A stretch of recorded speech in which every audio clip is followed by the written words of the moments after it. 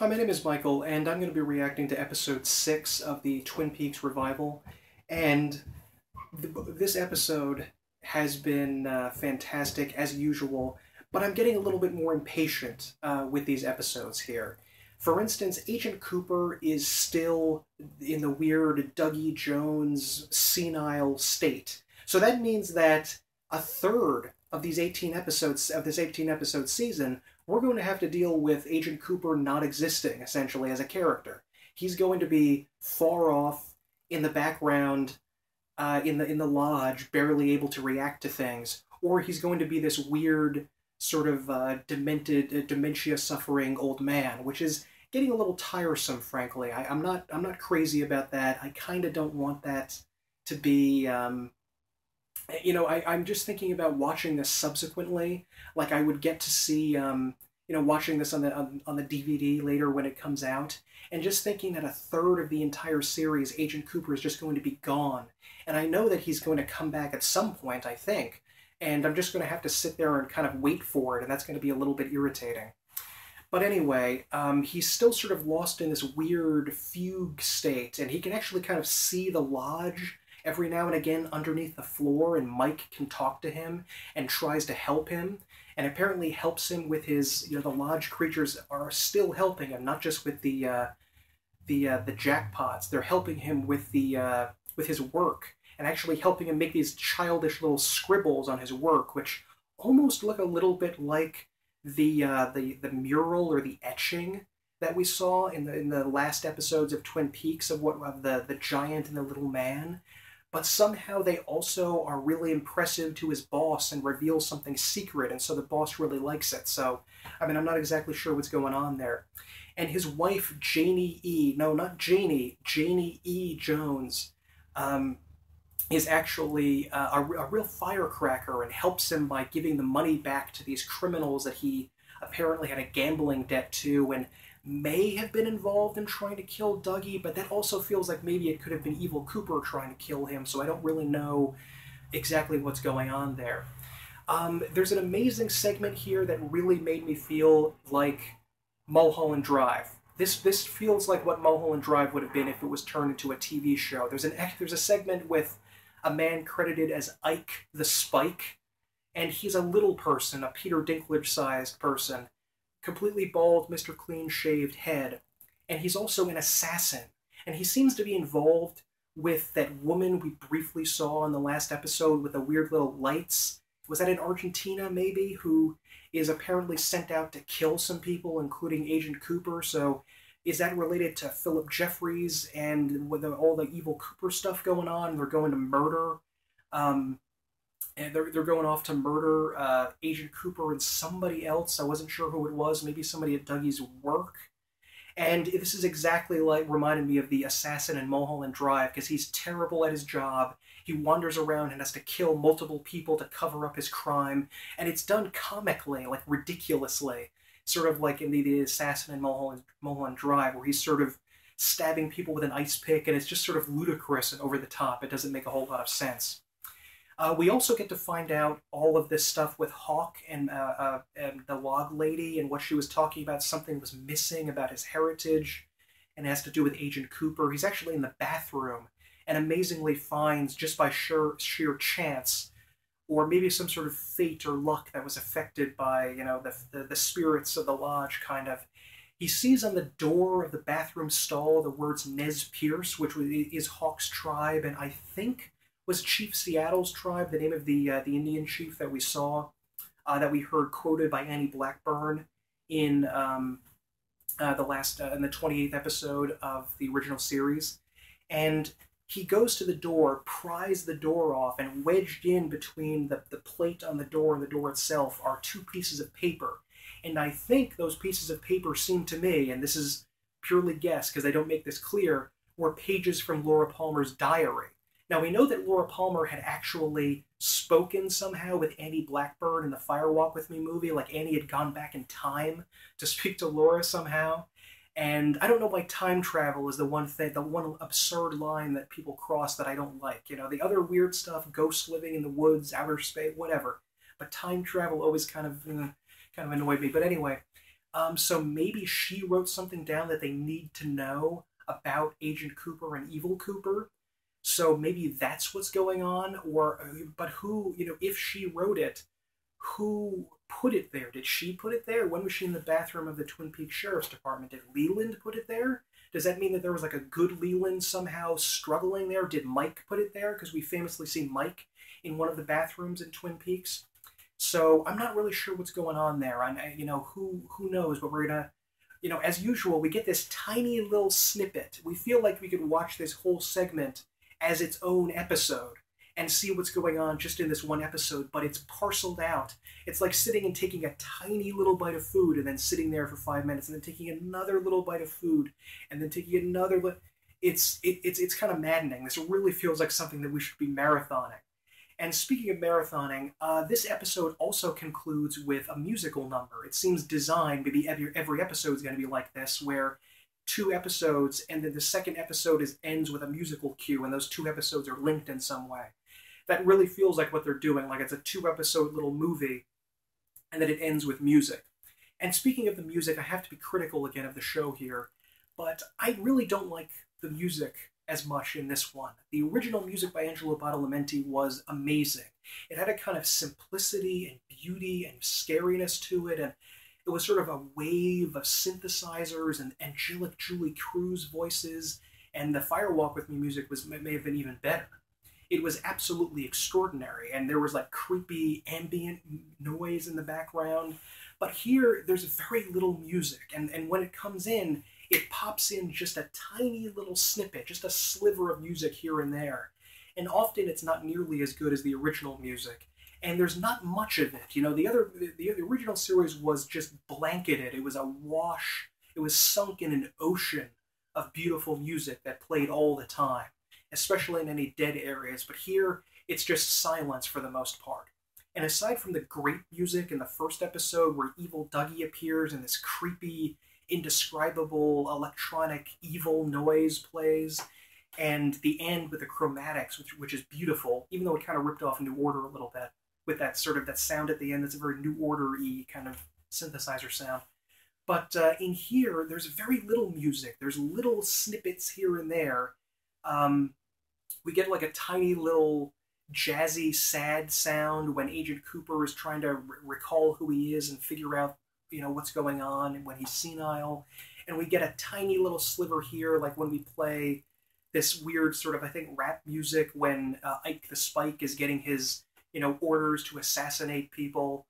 And it's just, I don't really care for it, but most of the music at the end of each 2 episode jump is pretty bad. I don't really care for it when they go to the Roadhouse. It's kind of average. It's certainly nothing mysterious and haunting like the original series was, except for the chromatics, of course.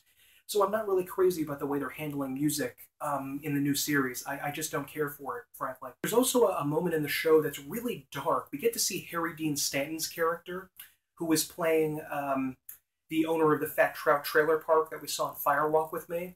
And weirdly enough, they seem to suggest that the Fat Trout Trailer Park, and thus all of that world of the kind of anti-Twin Peaks, is right next to Twin Peaks, like within like a morning's drive to Twin Peaks. I got the impression in the movie that it was much farther away from Twin Peaks. Like it was like pretty distant, like at least several hours drive, but I guess it's not. It's right next door to Twin Peaks. That seems pretty peculiar.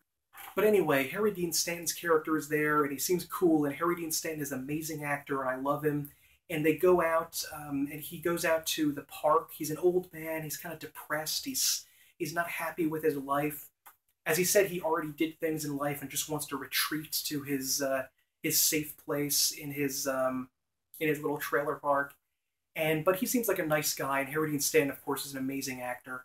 And he goes to a park and sees a little kid there running around. He's happy to see the little kid having fun.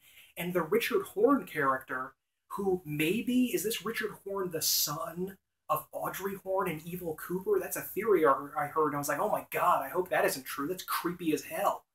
If he's the son of Audrey, that would be so weird, but maybe he's Ben, or what's his name, or Jerry's son. That seems a little bit more plausible to me, but who knows? It would be more Twin Peaksian if it was Audrey's son and he was creepy and disturbing.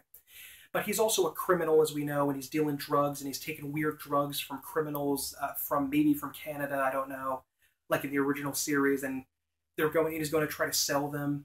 And he actually gets in his car and his truck and actually is on drugs at the time and runs down a little kid, like a little 8 to 9 year old kid, this tiny little kid, and brutally just smashes into him, just really dark, unpleasant, just creepy violence next to the very silly Ike the Spike violence. It's weird to juxtapose those two things. And it's really dark and very sad and almost maudlin, and how, but I felt for this little kid too. That was something you don't usually see, especially so brutally. We see the kid get killed, and he's just crushed under the car, and he's battered and broken, and everyone who's watching it is just sad and miserable, and it's so horrifying to see that. And we don't really get any resolution to it, of course, and we don't get any resolution to something else that this sort of Richard Horde, I called him a Bobby Peru wannabe, was doing in the last episode when he was sexually assaulting this woman. He was grabbing her, he was making sexual threats. But we don't actually see the end to that. We don't see the conclusion, like, did he continue doing this? Was he stopped? It's so abrupt and weird, and it makes me kind of, it's like Mulholland Drive. We just have to accept what's going on, hope it's explained later, and if it's not, fuck off. There's nothing to do. You just have to accept it. And it really seems like something that should have had some kind of resolution, because it's kind of stuck there in my mind that he's doing this awful thing, and we don't get anything after it. Are we just supposed to like infer what happened after this? I don't know what we could infer from this, because it's very strange. We also see when the kid dies, sort of his soul or something like that waft up into the electrical wiring that we saw, like at Fire Walk with Me, that we know is linked with the Lodge creatures because they're related to electricity. They're sort of like how the brain is an electric wired mess of signals constantly going back and forth. So these cerebral, oniric creatures of the Lodge are sort of linked to electricity.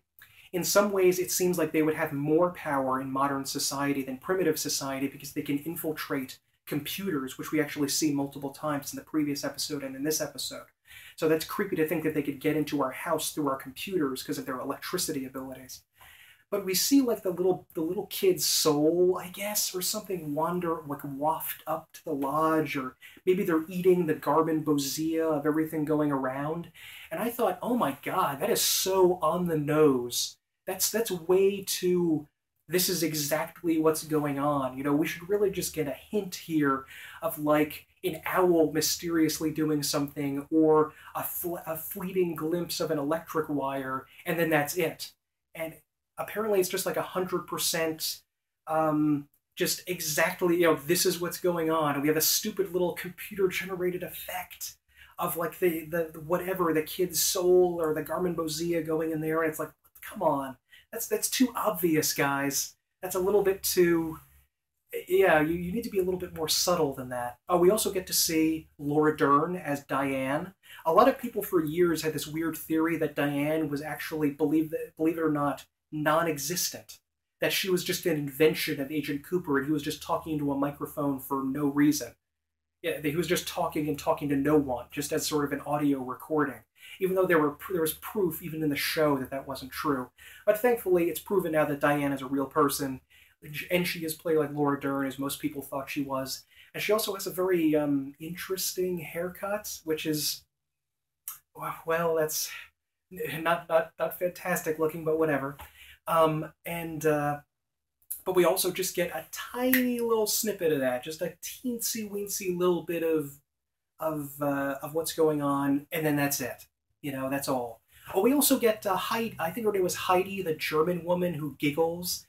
She's now back, and it's the same actress doing the same little giggle 25 years later in Norma's Diner, the Double R. And we see her there. That's kind of nice. But again, it's just this tiny little drop. It's just like you take an eyedropper and go, bam, there you go. That's it. That's your entire drink.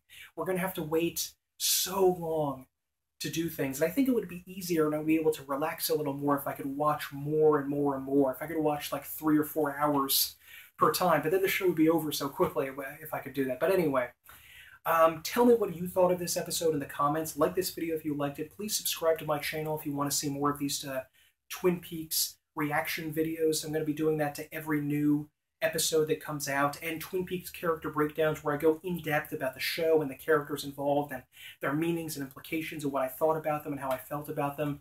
Please tell me what your thoughts on the episode and your thoughts in the first third of the series and how you feel about it. Are you getting impatient as I am and annoyed that the real Cooper isn't back yet? Or do you want him to return somehow? Are you completely loving it? And I mean, you don't think my criticisms are worthwhile at all? Do you like the new music? Do you not like it? Tell me everything about what you think about the new season, about your theories about what's going on. Is Dougie in the past? I don't agree with that theory, but some people think he's actually in 2003 because there's blackberries and a couple of other very minor notes. But what do you think about that? I want to know what you think about this. Let's continue the discussion. I'm going to link a couple of my videos here that are about Twin Peaks character breakdowns and another one of my reaction videos to this. So take a look at that and have a good day.